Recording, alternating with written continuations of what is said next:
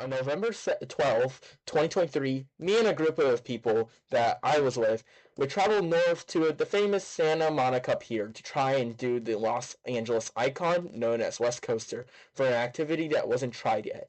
For those who aren't familiar, West Coaster was a 1996 roller coaster installation created by Californian manufacturer D.H. Morgan, which was built on the famous Santa Monica Pier.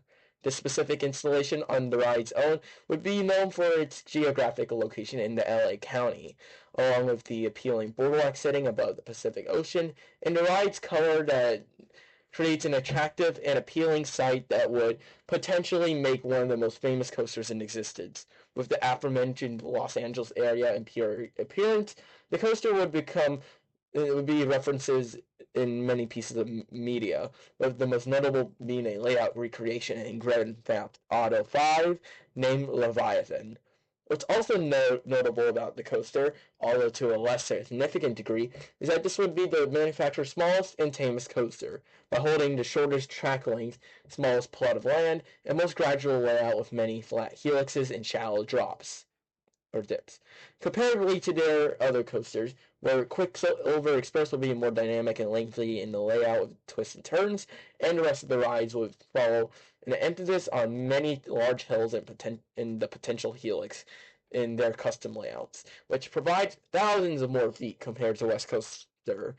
Final thing to note in terms of background information is planned in 2020. West Coaster would be receiving a renovation of the station to include decoration for a Route 66 theme, along with new trains from Chance Rides. However, this would be postponed to April of 2021, as the COVID-19 pandemic would halt most of the stuff in general in 2020 and some in 2021. Now discussing the ride, I want to start off with the appearance of the coaster, which when seen and the ride in person, I really understood why the ride is used in many photo shoots and media. The boardwalk setting that includes the boardwalk, beach, and Pacific Ocean, combined with the coaster, created the unique feeling of setting of a colorful yet exposed backdrop that contrasted with what I identified for a beach. The ride looks appealing in the blue sky, but if you're lucky, the sunset colors and contrasting colors with the coaster creates this type of setting that feels like a professional painting would have a setting in. From my experience, few coaster settings are more stunning in the skyline, based on my opinion. Additionally, the atmosphere within the park looks nice with the surrounding lights during night and the interactivity that red train going over the yellow track presents. Trust me when I say that the coaster doesn't look ugly in any condition. Anyways, after watching the coaster for a few minutes, you may decide to ride the thing in order to approach the park. You may access the park from a staircase on to the beach or from the parking lot, or on the sidewalks just walking into the park. Once getting onto the boardwalk, you either approach the entrance of the ride or approach the ticket booth, depending on if the tickets were bought in advance online or in person. There are the options for a $15 fee for every time the rider enters the queue, or an unlimited wristband that costs $30 for anyone 7 years or younger, or $50 for anyone 8 years or older. Depending on how much stuff someone may want to do, there's a determining factor for which option someone wants. Remember that regardless of what's purchased, all tickets will be scanned at the end of the queue. Now, during our visit, I remember the physical line being third-fourth full, which, while I'm not familiar with the ride's demand or capacity, I will say that the switchbacks for the coaster didn't feel as big as some of the larger coasters. So most likely the wait would typically stay below an hour. However, at the same time, the ride wasn't an extremely short wait, with a sizable collection of people being present in the line. Anyways, approaching the station, there are a total of 10 gates, along with the appealing Route 66 decoration, with many road signs, license plates, and even petrol will be in the station as decoration. I was honestly surprised that a boardwalk park like this would have decoration and props throughout the station, given that most of these coasters aren't considered to have decoration through the station, really. Now, in terms of rows, the final cars or rows 9 and 10 likely give the most opportunity for horses. But out of the two roads, I would recommend Road 9 for a more smoother ride, since my rides on Road 10 were slightly bumpy. The other potential notable road could also be Road 1 for if any forces when ascending occurs, along with the unobstructed view of the environment and track. Finally, before getting to the layout, I'd like to mention that the ride accompanies the new chance ride trains as mentioned before, providing padding seats and this separates the rider with a divider and provides an individual lap bar that all feel comfortable, thankfully. Anyways, the ride starts off with a slow 55-foot tall lift hill up to the ride's max height. Once again, the ride gives pretty good views of the surrounding area along with the rest of the review and ride, also providing these consistently great looking views. Then follows a slow 540-degree helix. If you guys remember about 30 seconds ago about the mentioned bumpiness, these moments usually happen on the two helixes. Now, while the bumpiness wasn't frequent nor extreme enough to cause discomfort, I did find the bumpiness to be unnecessary and uneventful, especially with the repetitiveness, length, and lack of forces presented on these elements. Thankfully, after the helix, the ride feels like it gained speed, and the following two elements feel the most eventful on ride, with the back row giving two quick pops of load on the drop and bunny hill whenever cresting the top portions of the hills. Unlike the helices before and after, this section feels perfectly smooth while on ride.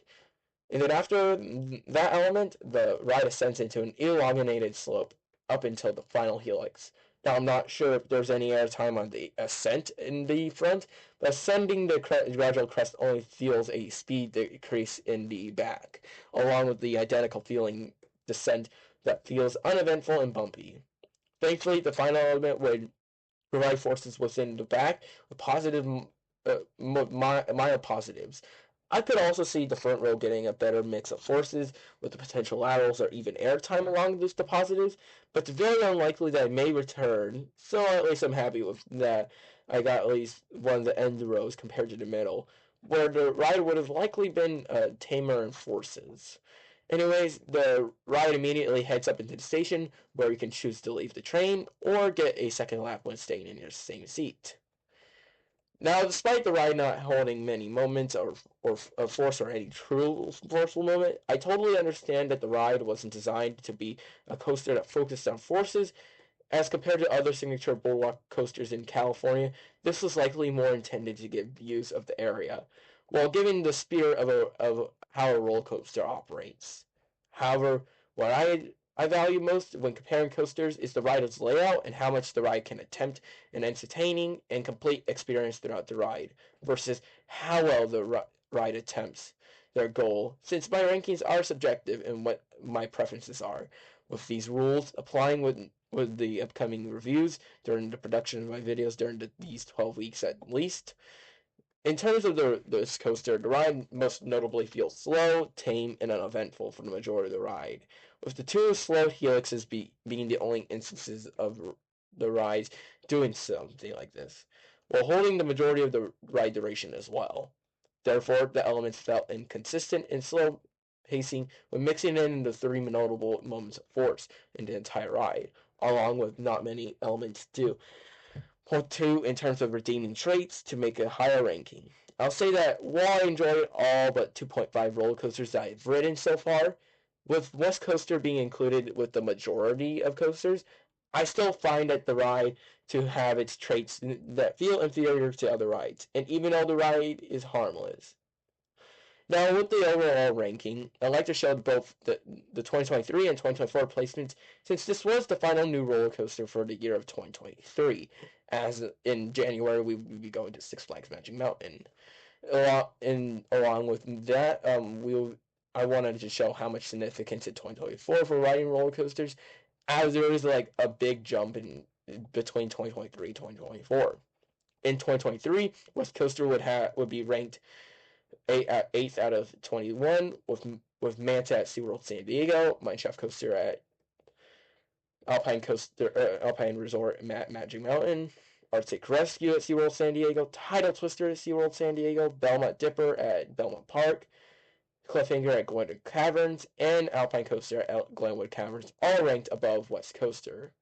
In these rankings, the coaster would be in the middle of the pack in terms of roller coasters. However, in 2024, I would get an additional 25 new roller coasters to my catalog, and out of the collection, only 2 would rank below the West Coaster, making this roller coaster's current ranking be 31st out of 46, which is a lower percentile than before, as the ride got demoted from the lower half of coasters compared to when it was in the upper half of coasters that I've rated. Honestly, even though I reviewed the coaster first, I find this to be one of the weakest coasters I'll be talking about in this review series, along with one of 3 coasters that aren't significant at all to me in when comparing to the rest of the stuff. Compared to the 7 coasters in the collection of coasters I'll be discussing, which won't be including any missed coasters at the parks that I've visited this year or last year, any new coasters past November 29th, 2024, or Belmont Dipper, as I have something else planned for that later in 2025. Anyways, I am more excited for the future reviews as compared to this is just another generic family coaster with a pretty setting. Anyways, see y'all later.